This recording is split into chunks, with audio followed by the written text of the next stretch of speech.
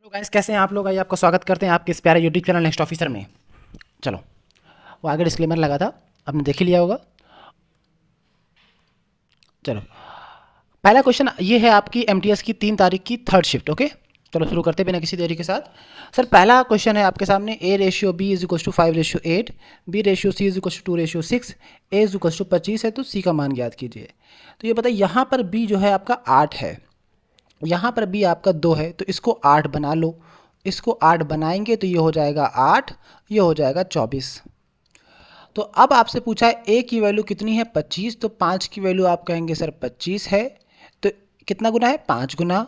तो आपसे पूछा है C कितना होगा, तो 24 × 5 आप कहेंगे 120 गुना हो जाएगा। क्योंकि C निकालना था, C हमारे हिसाब से 24 है, तो उसका 5 गुना 120 आंसर हो जाएगा। समझ में आया कि नहीं आया? चलो अगला क्वेश्चन, साजिद भाई साहब, मेरा नाम कहाँ से आ गया यहाँ पर? चलो, 60 किलोमीटर पर आवर की चाल से 6 घंटे और 50 किलोमीटर प्रति आवर की चाल से 4 घंटे की गाड़ी चलाई।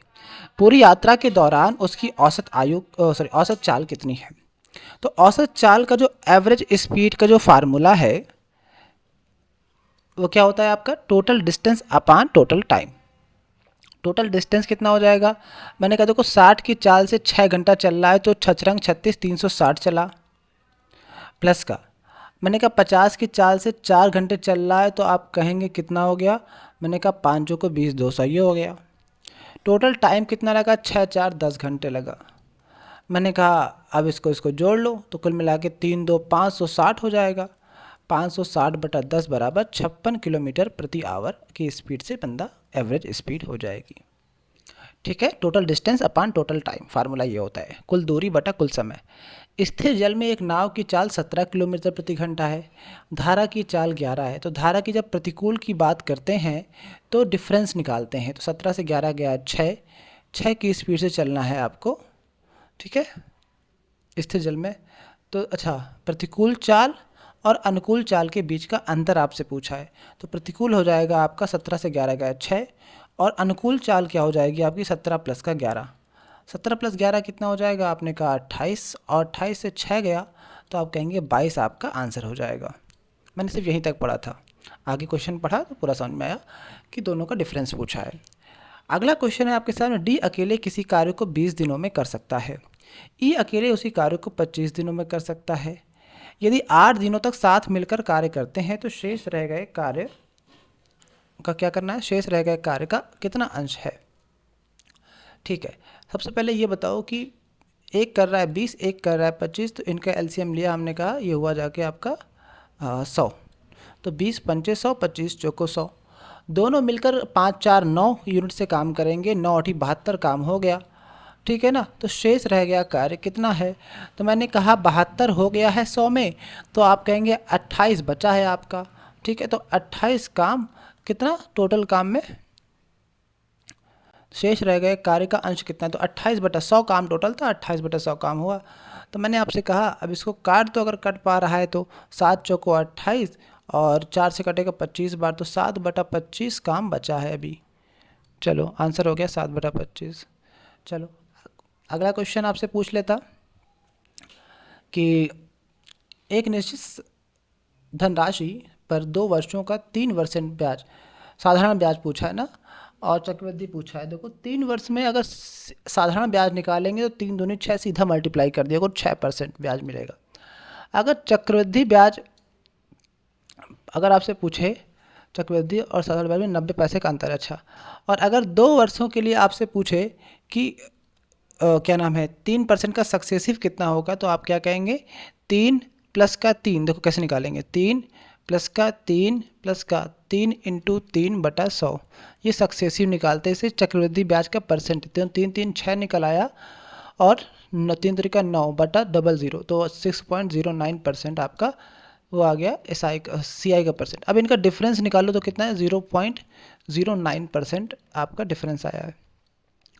तो भाई निश्चित धनराशि क्या है? मान लो कि प्रिंसिपल है, उसका 0.09% जो है वो कितना है? 90 पैसा है। ठीक है ना, तो वो धनराशि क्या है?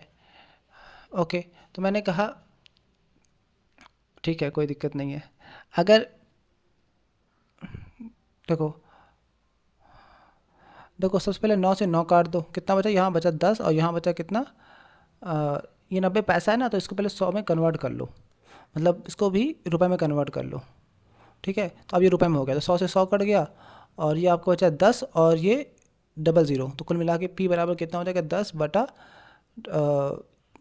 0.001, तो डेसिमल हट जाएगा, नहीं सिंगल 01 आएगा, ये वाला सिर्फ एक जीरो है ना, देखो 09 है तो 101, तो यहाँ पे दो दो जीरो ऊपर लग जाएंगे, तो आपका पी कितना आ जाएगा 1000 यूनिट आपका आंसर आ जाएगा। ठीक है, समझ में आ गया होगा। अगर इस तरह से नहीं करें तो मैंने आपको एक फार्मूला भी बताया था, आओ उसको भी देख लेते हैं। फार्मूला मैंने क्या बताया था आपको, अगर आपको याद होगा तो P ब्रैकेट में R/100 की होल स्क्वायर बराबर डिफरेंस जो भी आता है, तो 90 पैसा, तो 90 को रुपए में कन्वर्ट कर लिया।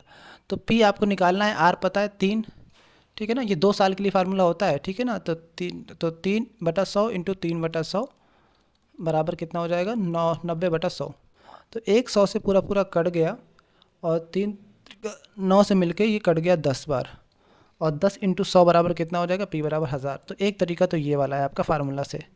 ठीक है, चलो इसको भी नोट कर सकते हैं आप, ये बता चुका हूँ मैं पहले ही।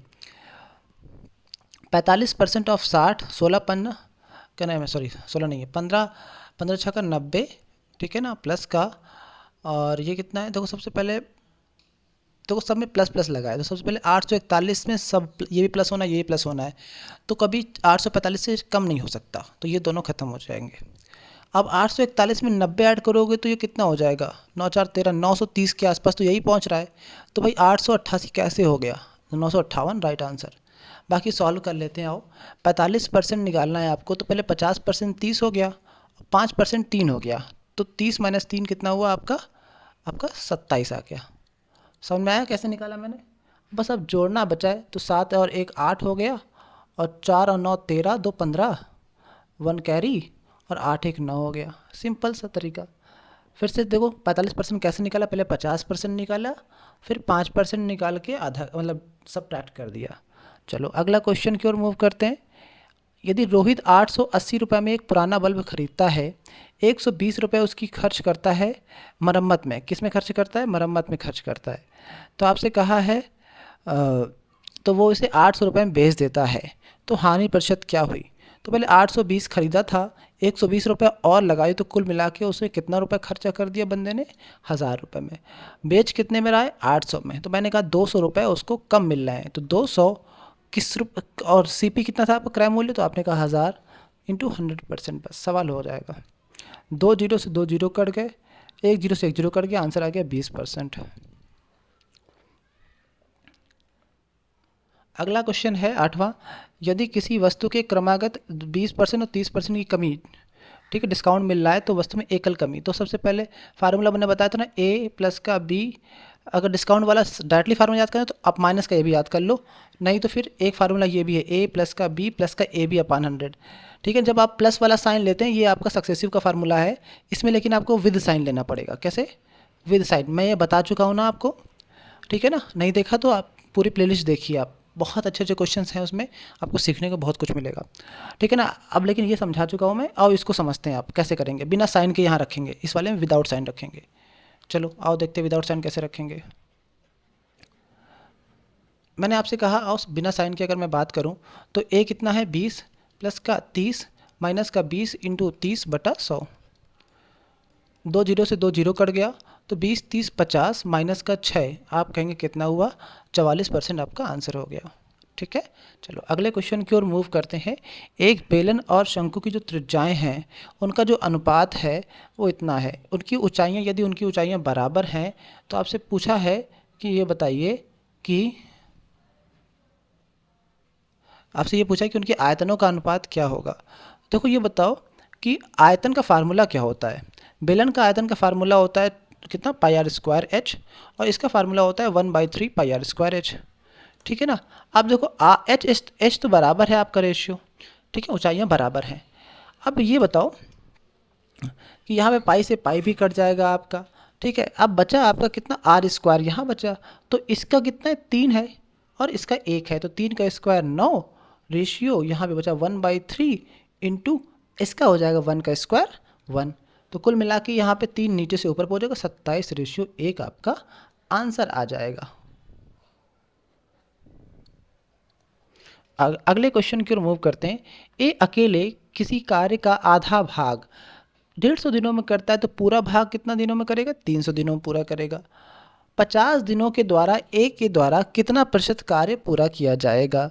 तो ये बताओ कि पूरा काम कर रहा है 300 दिनों में, तो 50 दिनों में कितना करेगा? तो आप में कहोगे 1/6। 50 दिनों में करना है, पूरा काम कर रहा है 300 दिनों में, तो भाई किला कितने काम हो जाएगा? तो भाई हमने कहा 1/6 बार कटा, और 1/6 को आपको पता है कि 16.66% होता है। ठीक है, चलो अगले क्वेश्चन की ओर मूव करते हैं। बहुत सिंपल सवाल था। अखिल ने 13 किलोग्राम सेब 2400 में खरीदे। उसने 7 किलोग्राम सेब के विक्रय मूल्य के बराबर लाभ पर इन्हें बेच दिया। सेब का प्रति किलोग्राम विक्रय मूल्य ज्ञात कीजिए। ठीक है, तो अब बताओ जो सेब खरीदे हैं बंदे ने, अखिल ने 13 किलोग्राम सेब इतने रुपए में खरीदे हैं। ठीक है, 7 किलोग्राम सेब के विक्रय मूल्य के बराबर लाभ पर इन्हें बेच दिया, तो जो प्रॉफिट है वो 7 सीपी के बराबर, 7 एसपी के बराबर। ये चीज़ समझ में आएगी नहीं आई? जो प्रॉफिट हो रहा है आपको वो 7 एसपी के बराबर, 7 किलोग्राम एसपी के बराबर। तो अब ये बताओ बेचा कितना है? तो एसपी जो होगा, सब पूरे टोटल एसपी जो होगा वो 13 एसपी के बराबर हो जाएगा। हाँ या ना? बोलो हाँ या ना। ठीक है, तो मैंने आपसे ये कहा, तो यहाँ से बताओ कि आपका सीपी कितना होगा। ठीक है, आपका सीपी कितना होगा? तो आपने कहा 13 से 7 गया, 13 से 7 गया, क्योंकि देखो सीपी बराबर क्या होता है? एसपी माइनस का प्रॉफिट। ये फार्मूला पता है ना आपको? तो एसपी है 13 एसपी माइनस का 7 एसपी, तो ये कुल मिला के हो जाएगा 6 एसपी। और 6 एसपी का जो मूल्य है वो कितना है? 2400 रुपये। तो 1 एसपी का मूल्य कितना हो जाएगा? 400 रुपये। ओके, 1 एसपी का मूल्य कितना हो जाएगा? 400 रुपये। फिर से समझो, प्रॉफिट कह रहा है कि 7 किलोग्राम सेब के विक्रय मूल्य के बराबर है, तो प्रॉफिट बराबर 7 एसपी, 1 किलोग्राम का ये। लेकिन टोटल बेच कितना रहा है? किलो 13 किलो सेब बेच रहा है, तो 13 एसपी उसका टोटल एसपी हो जाएगा। कितना? विक्रय मूल्य टोटल। अब सीपी बराबर होता है एसपी माइनस का प्रॉफिट, जो कि एसपी ज़्यादा होता है सीपी से, तो प्रॉफिट जब माइनस कर देंगे तो वापस सीपी मिल जाएगा। तो 13 से 7 गया, 6 एसपी बराबर 2400, एसपी बराबर 400 रुपये। तो एसपी बराबर 400 रुपये आपका फोर्थ ऑप्शन आंसर हो जाएगा। अगर आपको वीडियो की क्वालिटी समझ में आ रही है, अगर आपको लगता है कि ये यूज़फुल है, तो अपने दोस्तों तक इसे शेयर कर सकते हैं। ठीक है, उनका भी थोड़ा बहुत भला हो सके। चलो आगे बढ़ते हैं। जो कि कोई भी यार मदद नहीं करता है एक दूसरे की, पता है आपको? कोई भी मदद नहीं करने आएगा आपकी। आप जब अकेले रहेंगे ना, आपका बगल वाला सोचेगा कि मेरा सिलेक्शन हो जाए, मेरा सिलेक्शन हो जाए, तो और वो लोग आगे बढ़ जाते हैं, अकेले आगे बढ़ते हैं इसलिए, और फिर भूल जाते हैं, कोई दोस्त नहीं बनाते। ठीक है, लेकिन उन्हें फिर बहुत दिक्कतों का सामना करना पड़ता है बाद में, जब उन्हें कोई दोस्त नहीं होते, तो एट द एंड पे उन्हें रियलाइज़ होता है कि उन्होंने दोस्ती नहीं कमाई, सब कुछ कमाया, दोस्ती नहीं कमाई। तो भाई अच्छे दोस्त बनाइए, साथ में आगे बढ़िए। ठीक है, दोस्तों तक शेयर कीजिए, ताकि आप किसी एक सब्जेक्ट में उनके काम आएंगे तो दूसरे सब्जेक्ट में वो आपके काम आ सकते हैं, किसी भी चीज़ में यार। ठीक है ना? चलो क्वेश्चन की ओर मूव करते हैं, क्वेश्चन नंबर 12 की ओर। एक उत्पाद एक प्रोडक्ट है जिसका अंकित मूल्य 840 है, थोक व्यापारी द्वारा 798 में बेचा जाता है। व्यापारी द्वारा दिया गया बट्टा प्रतिशत कितना है? तो भाई बट्टा मतलब छूट, छूट कितनी दिया है बंदे ने? तो 798 और ये 40, तो 40 और 2 42 रुपये की छूट दिया है। लेकिन दिया किस पे? 840 रुपये में छूट दिया है ना, तो 840 कर दो इंटू 100%। तो आप कहेंगे ये पूरा पूरा कट रहा है 2 बार, तो 20 हो जाएगा। 20 बार कटा, 20 पंचे 100, 5% का आपका छूट मिली, आपको आंसर हो जाएगा। कैसे देखा? 4 दूनी 8, 2 दूनी 4। ठीक है, देखो 4 दूनी 8 हो रहा है, 2 दूनी 4 हो रहा है, इसलिए मैंने आपको देख लिया। एक घनाभ की लंबाई उसकी चौड़ाई की 6 गुनी है। ठीक है, तो L बराबर 6B। घनाभ की ऊंचाई उसकी चौड़ाई की 4 गुनी है, तो H बराबर 4B। घनाभ की ऊंचाई उसकी चौड़ाई की 4 गुनी। ठीक है, यदि घनाभ की चौड़ाई 3 है तो भाई B इज इक्वल्स टू, अगर 3 तो ये 18 हो जाएगा, और ये हो जाएगा 4 3 12, और B कितना है आपका? 3। तीनों चीज़ आपके पास हैं। तो कुल मिला के बोलिए, यदि तो घनाभ का कुल पृष्ठीय क्षेत्रफल कितना होगा? पृष्ठीय क्षेत्रफल होता है 2 टाइम्स ऑफ, फार्मूला नोट कर लो, LB प्लस का बी एच प्लस का एच एल, क्या होता है 2 L कितना है 18 त्रिका 54, प्लस का बी एच कितना है आपका, बी है आपका 3 और इंटू 12, 12 3 36, प्लस का एच एल कितना है आपका 18 इंटू 12। तो ये 2 टाइम्स ऑफ 4 6 10, अच्छा 18 इंटू 12 करना पड़ेगा पहले, ठीक है। 18 दहम्मा 180 और 18 दूनी 36, 180 और 36 अगर आप जोड़ेंगे तो कितना हो जाएगा, 180 और 30 210 और 216, ये हो जाएगा 54 प्लस का 36, तो कुल मिला के ये हो जाएगा 54 36 कितना होगा, आप कहेंगे 5 3 8 90 प्लस का, और ये हो जाएगा आपका 216, ठीक है। चलो आगे बढ़ते हैं, जोड़ लो इनको, 6 और 21 और 9 होता है 30, 306 इंटू 2, कुल मिला के हो जाएगा 612 आपका आंसर। 612 कहीं दिख रहा है क्या, यही आंसर हो जाएगा। सिंपल सवाल था, बस थोड़ी सी कैलकुलेशन थी, वो आपको करना आना चाहिए। अगले क्वेश्चन की ओर मूव करते हैं। एक देखो, सबसे पहले छोटे अंदर की ब्रैकेट को सॉल्व किया करो। तो यहाँ पे 1/8 है, ये 7/4, इसको 8 बना देंगे तो ऊपर 14/8 हो जाएगा ना, ऊपर भी 2 से नीचे भी 2 से, तो हो जाएगा 14/8। 14/8 और 1/8 हो जाएगा कितना, 15/8, तो इसको मैं लिख सकता हूँ 15/8। देखो फिर से देखो, 1/4 इंटू 18 डिवाइड बाई 65, लेकिन ये वाला पहले सॉल्व होगा तो 9/2, ठीक है 9/2, अब डिवाइड बाई 6/5 प्लस का ये हो जाएगा आपका 14 प्लस का 1 15/8। पहले इसको सॉल्व करेंगे ब्रैकेट को, फिर उसके बाद इसको 1/15 के साथ मल्टीप्लाई करेंगे, ठीक है।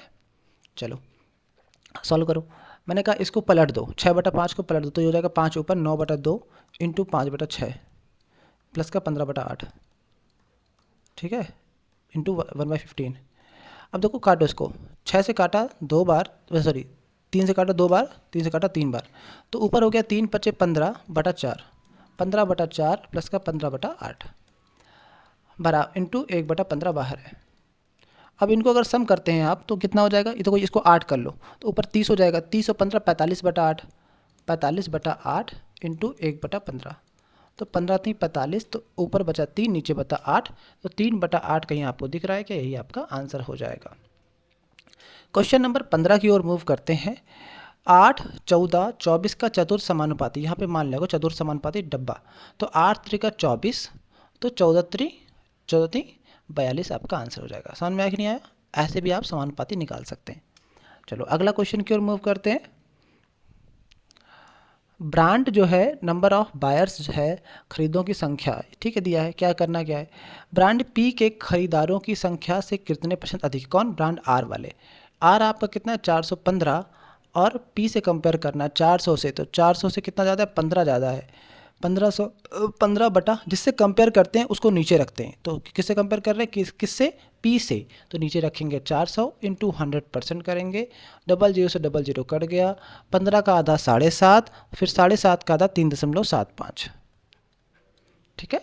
चलो अगला क्वेश्चन, यदि ए और बी का औसत 16 है, बी और सी का औसत 40 है, तो सी और ए में अंतर, तो मैंने कहा A plus B is equals to हो जाएगा आपका 32, जो कि अपॉन 2 था ना, उधर भेज दिया, बी प्लस सी अपॉन 2 बराबर 40, तो बी प्लस सी बराबर कितना हो जाएगा आपका 80। अब मैंने आपसे कहा सी और ए में डिफरेंस, तो इक्वेशन 1 सेकेंड से 1 को घटा दो, क्योंकि सी माइनस का ये माइनस लाना है, ठीक है, तो यह इसको घटा दो 2 माइनस का 1 करने पर, तो ये हो जाएगा सी माइनस का ए, बी से बी कट गया आपका, तो 80 माइनस का 32, तो कितना हो गया आपका 40 और 8 48 आपका आंसर हो जाएगा। अगला क्वेश्चन की मूव करें, कह रहा है सवाल, यदि प्रत्येक कक्षा में विद्यार्थियों की कुल संख्या 100 है, ठीक है, तो परीक्षा में उत्तीर्ण होने वाले विद्यार्थियों का प्रतिशत ज्ञात कीजिए, ठीक है, उत्तीर्ण होने वाले विद्यार्थियों की संख्या, तो उत्तीर्ण कितने हुए हैं, देखो ये उत्तीर्ण है पास वाले 85 60 55 60, तो 85 60 55 एंड 60, तो 60 60 आपका हो गया 120, और 8 5 13 130, और 10 140, तो कुल मिला कितना हुआ, 12 और 14 कितना हुआ आपका 26, 260 260 हो गया आपका, ठीक है। 260। और कुल मिला के कितने बच्चे? 100 बच्चे 6 में हैं, 100 बच्चे कक्षा 7 में हैं, 100 बच्चे कक्षा 8 में हैं, 100 बच्चे कक्षा 9 में, तो कुल मिला के 400 बच्चे। तो 260 बटा 400 इंटू 100% करो। फिर से वही काम, डबल जीरो से डबल जीरो करके 4 से कटा, 4 4 छंग 24, 2 बचा, 4 पंचे 20, 65। ठीक है।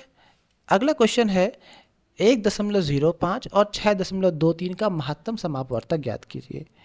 कभी भी इस तरह का सवाल अगर आता है महत्तम समापवर्तक निकालने का, तो सबसे पहले इसके देखो 105 करो, डबल ज़ीरो नीचे, 623 करो, डबल ज़ीरो नीचे। डबल ज़ीरो को डबल ज़ीरो रहने दो, कोई दिक्कत ना घबराया करो, उसे अलग कर दिया करो। अब देखो इसका बताओ SCF निकालना है। बताओ ऐसी कौन संख्या है जो 105 और 623 दोनों को काट दे। और देखते हैं सबसे पहले 89 से क्या कट जाएगा, क्या 89 का मल्टीपल है क्या 105? आपने कहा नहीं। फिर आप देखेंगे कि 35 से कट जाएगा क्या? 35 से ये तो कट जाएगा, लेकिन क्या 623 कट जाएगा? आपने कहा नहीं कटेगा। ठीक है, चलो फिर आगे बढ़ते हैं हम। 21 से कट जाएगा क्या? आपने कहा 21 पंचे 105 होता है, पर 21 दूनी 42 और आपका बचा 20, 203 नहीं कटेगा शायद। 7 से काट के देखो, अगर कुछ समझ में नहीं तो 105 ऐसे लिखो यार। और ये कितना हो जाएगा आपका 623, तो 105 कितनी बार जाएगा? तो आपने कहा 6 पंचे 30, 6 बार तो नहीं जाएगा, 5 बार जाएगा। 5 बार यहाँ पे करो तो 25 की 5 हंसी लगा 2 और 10 पचे 50, 2 52। कुल मिला के कितना बचा? 13 से 5 गया 8, और यहाँ बचा कितना? यहाँ बचा आपका, यहाँ बचा 1, 11, 11 से 2 गए 9, 98, 98 का फिर 105 करा, कितने बार आएगा? एक बार। 98 बचा 7, 7 से 98, तो 7 आपका आंसर आएगा। 14 7 98। ठीक है, पूरा पूरा जो कट जाता है वही आपका SCF हो जाता है। 7 आपका आंसर है, तो 7 बटा, तो मतलब 007 आपका आंसर हो जाएगा। यदि ब्याज अर्धवार्षिक रूप से संयोजित किया जा रहा है तो कितनी राशि चक्रवृद्धि ब्याज पर 40% वार्षिक दर से 2 वर्षों में इतनी हो जाएगी? ठीक है, अर्धवार्षिक किया जा रहा है 2 वर्षों में, ठीक है, 40% की दर से। ठीक है, अगर 40% की दर है तो आप कहेंगे 20% के हिसाब से काम होगा, जो कि अर्धवार्षिक है ना, इसलिए 40% बटा 2 करेंगे तो R जो आएगा इफेक्टिव वो आपका कितना आ जाएगा? 20%। अगर आपसे पूछा जाए कि 2 वर्ष में कितनी अर्धवार्षिक होंगी, तो भाई ये बताओ 6 महीने से 4 बार हो जाएगा, T बराबर या N बराबर, आप जो भी लिखते हैं 4 हो जाएगा, हाँ या ना? ठीक है, अब सवाल कह रहा है कि अच्छा P चक्रवृद्धि ब्याज बोला है ना, चक्रवृद्धि ब्याज कितनी राशि चक्रवृद्धि ब्याज पर इतनी हो जाएगी, नहीं तो अमाउंट है ये। ठीक है ना, चक्रवृद्धि ब्याज के लगाने के बाद अमाउंट है ये। ठीक है, तो देखो ये बताओ प्रिंसिपल और अमाउंट का अगर मैं पूछूं, पहले 20% का मतलब 1/5, 20% का मतलब 1/5, तो 4 बार करना है, तो याद रखना 5 से 6 हो रहा है कि नहीं हो रहा है? एक साल में 5 से 6 हो रहा है, तो 4 साल में कितना हो जाएगा? 5 की पावर 4, तो यहाँ पे 6 की पावर 4। 5 की पावर 4 अगर मैं आपसे पूछूं तो 25 का स्क्वायर, देखो 5 का स्क्वायर 25, 25 का स्क्वायर 625। अगर 6 का स्क्वायर अगर मैं आपसे पूछूं तो आप कहेंगे 36, फिर 36 का स्क्वायर अगर आप कहेंगे तो कितना हो जाएगा? 40 96। 36 का स्क्वायर कितना होता है? आप कहेंगे 216, फिर 216 इंटू 6, रुक जाओ मैं चेक कर लूँ, 36 इंटू 36 कितना हो जाएगा आपका? 36 तरीका, ठीक है, 36 छक्का 216, ठीक है, 216 की 6 हासिल लगा 21, 36 तरीका 108 और 21, 108 और 21, 8 1 9, ठीक है, 40 96 कितना है? 8 1 9 2 और 1, 12 96 होता है। ठीक है, मुझे याद नहीं था। 36 का स्क्वायर तो कितना होता है? 1296। ठीक है, समझ में आया कि नहीं आया? 1296 हो जाएगा आपका। चलो अब हम बात करते हैं 625 से कितना हो गया? 1296 हो गया। तो आपसे ये 1296 की वैल्यू पता है आपको, ये देखो ये जो वैल्यू है ना 1296 की है, तो ये 1296 की वैल्यू है 51840। तो आपसे पूछा है कि 625 की वैल्यू बताओ। ठीक है, तो कितनी बार कर रहा है? 12 चौक 48, ठीक है, और देखो 6 चौक 24, दिख रहा है ना, ये 4 बार पूरा पूरा कट रहा है और एक जीरो बाद में लग जाएगा ये वाला। ठीक है, तो अब इसमें 4 का मल्टीप्लाई करो और एक जीरो के साथ, एक जीरो पे लग गया, फिर 4 का मल्टी 4 पंचे 20, 2 कैरी, फिर 4 दूनी 8, 2 10 की जीरो, एक कैरी, 6 चौको 24 और एक 25, 25,000 आपका आंसर आ जाएगा। कहीं दिख रहा है 25,000? इस तरह से आप बेसिक बेसिक कर सकते हैं। ठीक है ना, बहुत सही तरीके से मैं आपको समझा रहा हूँ। ठीक है, कोई दिक्कत वाली बात नहीं है, घबराने वाली कोई बात नहीं है। सारे के सारे वीडियोस को एक नहीं कई बार देखो, इनको शेयर करो। ठीक है ना, इंशाल्लाह आपका मैथ अच्छा हो जाएगा। नहीं समझ में आ रहा है ना, कोई दिक्कत नहीं है, जो मुझे नहीं समझ में आ रहा है मुझे कमेंट में बताओ। ठीक है ना, कि स्पीड स्लो कर लें या जैसा भी मसला है, कोई दिक्कत नहीं भाई। हमारा डाउट ग्रुप भी है, डाउट ग्रुप का लिंक मैं आपको डिस्क्रिप्शन में दे दूँगा। ठीक है ना, वहाँ से भी ज्वाइन कर सकते हैं। ओके, या फिर आप जब सर्च करें ना SSC डाउट ग्रुप, इस नाम से मिल जाएगा आपको 2023। ठीक है ना, इस नाम से मिलेगा आपको। Okay, SSC doubt group 2023, SSC का लोगो लगाया उसमें और ज़्यादा मेंबर नहीं है, टेंशन लो। ठीक है ना, चलो अगला मिलते हैं आपको नेक्स्ट वीडियो में। ये आपकी 3 तारीख की थर्ड शिफ्ट थी, अब 4 तारीख की पहली शिफ्ट से मिलेंगे। ओके, चलो तब तक के लिए दोस्तों अपना प्यार सपोर्ट बनाए रखें। अल्लाह हाफिज़ और जय हिंद।